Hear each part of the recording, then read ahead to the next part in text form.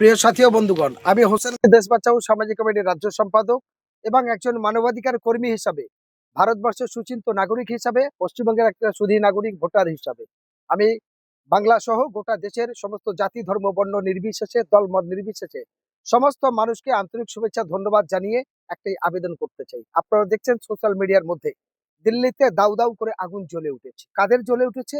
আপনার আমার পরিবারের যারা মেরুদণ্ড, অর্থাৎ আপনার আমার পরিবারের যে সমাজ, যাদের জন্য মাথার ঘাম পায়ে ফেলে একটাই জায়গা তৈরি করি, শিক্ষা, তারপরে স্বাস্থ্য, কর্মস্থান, এ পৃথিবীর চাঁদ সূর্য আলো, পৃথিবীর সমস্ত কিছু তৈরি হয় যাদের দ্বারায়, তারা হলো তরুণ সমাজ। অর্থাৎ স্কুল, কলেজ, হসপিটাল, মেডিকেল, ফলে সেই সমস্ত জায়গায় যারা তৈরি করবে সেই ছাত্রছাত্রীরা কোথায় আছে? আর চরম বিপদের সংকট। কারণ এই বিজেপি পরিচালিত সরকার কি করছে?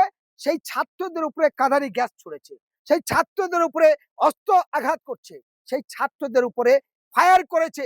আমি বলতে চাই, ভারতবর্ষের মাননীয় প্রধানমন্ত্রী নরেন্দ্র মোদী, আপনি বলেছিলেন बेटा बचाओ। मैं इसीलिए नरेंद्र मोदी से कहना चाहता है कि आपका तो कोई बेटा नहीं है और बेटी नहीं है, इसलिए बेटा का दर्द आपका क्या लगेगा, बेटी का दर्द आपका क्या लगेगा। আমি ভারতবর্ষের মানুষের কাছে প্রশ্ন করতে চাই, তাই নরেন্দ্র মোদী বলেছিল বেটি বাঁচাও বেটা বাঁচাও, তার বেটাও নেই বেটিও নেই, এই জন্য বেটা বেটির মায়াটা সে বোঝে না। আজ তাই যারা এই দেশের যারা ভবিষ্যৎ, সারা পৃথিবীর যারা ভবিষ্যৎ, তারা হলো তরুণ প্রজন্ম এবং তারা হলো ছাত্রছাত্রী। সেই ছাত্রছাত্রী যারা পড়াশোনা শিখে একজন সায়েন্স হবে, একজন বিজ্ঞান হবে, একজন ডাক্তার হবে, একজন প্রফেসর হবে, একজন পাইলট হবে, একজন উকিল হবে, একজন জজ হবে, একজন ডক্টর হবে, সে তাদেরকে কিভাবে স্তব্ধ করতে চাইছে? আন্দোলন করে, তাদের শান্তি শৃঙ্খলা ভাবে রুখতে না পেরে, জঙ্গি তকমা দিয়ে না পেরে, পুলিশ গুন্ডা দিয়ে না পেরে, অবশেষে তাদের উপরে ফায়ার করছে। অবশেষে কি দেখলাম? তাদের উপরে গুলি চালাচ্ছে। তারপরে কি দেখলাম? তাদের পুলিশ দিয়ে বোম মারাচ্ছে। আবার কি দেখলাম? কাঠের মধ্যে পেরেক ঢুকে কাঠ দিয়ে মারাচ্ছে। অপদার্থ প্রধানমন্ত্রীকে দেশের এই ছাত্র ছাত্রীদের উপর যে আক্রমণ, এর জন্য আমি হোসেন গাজী মানবাধিকার কর্মী হিসেবে ধিক্কার জানাই, নিন্দা জানাই এবং আমি চাই প্রধানমন্ত্রী প্রকাশ্যই ক্ষমা চাক। কার? ওই ছাত্র ছাত্রীদের জন্য। এবং ভারতবর্ষের স্বরাষ্ট্রমন্ত্রী প্রকাশ্য ক্ষমা চাক। অবিলম্বে শিক্ষামন্ত্রীকে ইস্তফা দিতে হবে এবং দেশবাসীর কাছে ছাত্রছাত্রী তরুণ প্রজন্ম নতুন ভবিষ্যৎ আলোক করার জন্য ক্ষমা চেয়ে আগানোটা উচিত। এবং এই দিল্লি যন্তর মন্তর যে ছাত্র আন্দোলন চলছে, এই আন্দোলনে ব্যারিস্টার আসাদুদ্দিন এসেছেন, আমি ধন্যবাদ জানাই। আমি জানাই আজাদ সমাজ পার্টির সাংসদ উত্তরপ্রদেশ থেকে চন্দনশেখর আজাদ ভাই এসেছেন, আমরা ধন্যবাদ জানাই। আমি ধন্যবাদ জানাই প্রিয়াঙ্কা গান্ধী, রাহুল গান্ধী এবং আমি ধন্যবাদ জানাই অখিলেশ শর্মা যাদব থেকে শুরু করে যত সাংসদ বিধায়ক ওখানে গেছে, সবাইকে আমরা ধন্যবাদ জানাই যারা দেশের তরুণ প্রজন্মের পাশে এসে দাঁড়িয়েছে। এবং আমরা ককরোচ জনতা পার্টি এবং তার সঙ্গে এসএফআই ছাত্র সংগঠন সহ সারা বিশ্বের যারা এসেছে তাদেরকে আমরা ধন্যবাদ জানাই, তাদেরকে আমরা স্বাগত জানাই। তারা সঠিক লড়াইয়ের মধ্যে এসেছেন এবং আমার বিশ্বাস ভারতবর্ষের দুর্নীতিকে যদি দমন করতে হয়, যারা ভারতবর্ষে বলেছিল বেটি বাঁচাও বেটা বাঁচাও, আজ ভারতবর্ষে বেটিও বাঁচে না, বেটাও বাঁচে না। রাস্তায় বেটিদের ইজ্জত যাচ্ছে, খুন হচ্ছে, বেটারা রাস্তায় খুন হচ্ছে। তার সাথে যারা বলেছিল সবকা সাথ সবকা বিকাশ, সবকা সাথের নাম করে রাস্তায়তে মরছে, কুকুরের মতো মরছে। যারা বলেছিল কালাধান আয়েগা, কালাধান কোথায়? আজ বিজেপির নেতাদের বাড়িতে। যারা বলেছিল আজকের যে হার আদমি কে অ্যাকাউন্ট মে 15 লাখ জায়গা, সেই 15 লাখ নয় 15,000 কোটি টাকা যাচ্ছে কাদের? সেই আম্বানি আদবানি তাদের অ্যাকাউন্টে যাচ্ছে।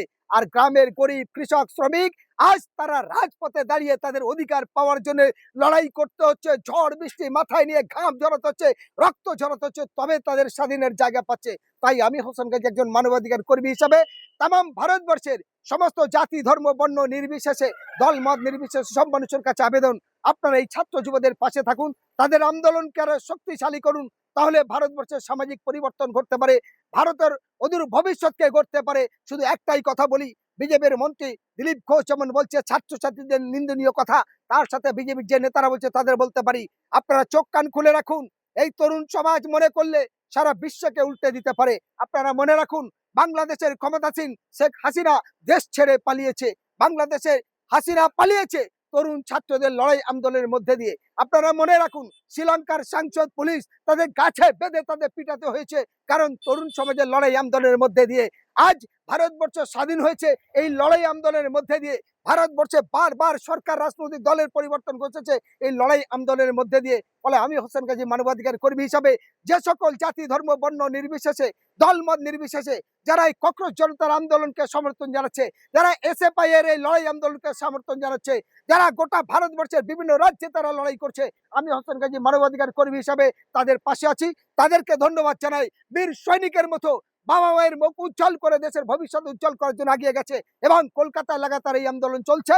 সেই আন্দোলনকে স্বাগত জানিয়ে একটাই কথা বলতে চাই, দেশ জাত সমাজকে রক্ষার জন্য, দেশের সংবিধানকে উজ্জীবিত করে রাখার জন্য সকলের কাছে কোরআন, পুরাণ, গীতা, বাইবেলের মতো পবিত্র স্থানের মতো মাথায় তুলতে দেশের হিন্দু, মুসলমান, দলিত, আদিবাসী সর্বস্তরের মানুষের শিখ ইসাই সকলার মিলন তিথিকে গড়ার জন্য এই আন্দোলনকে জোরদার করুন, সাম্প্রদায়িককে পরাস্ত করুন।